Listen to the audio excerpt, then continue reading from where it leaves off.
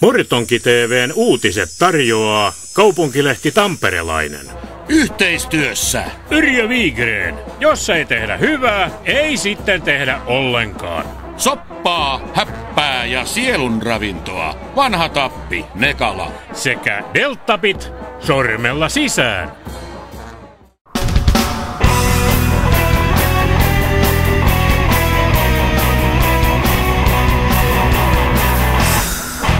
Studiossa Hönttä ja Toippari. Moritonki! Moro!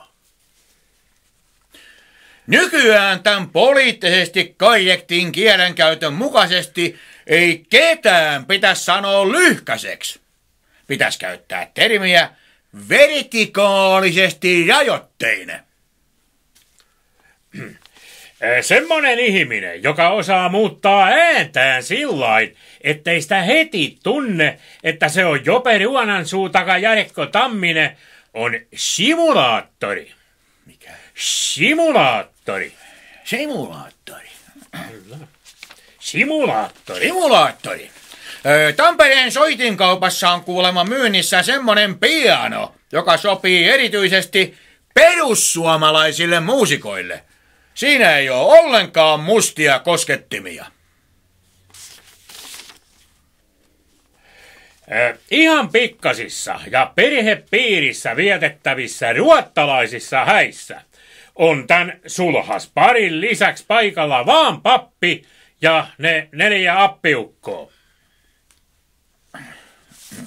Ja sitten tähän väliin vähän urheilua.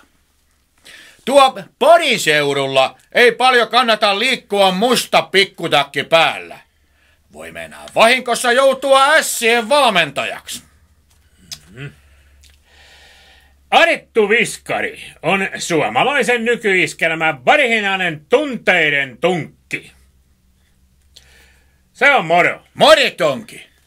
Arettu Viskari. Arettu Viskari.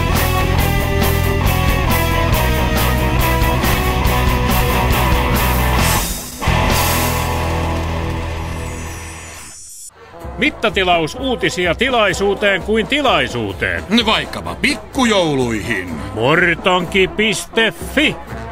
Höntän ja Toipparin kanssa yhteistyössä kaupunkilehti Tamperelainen.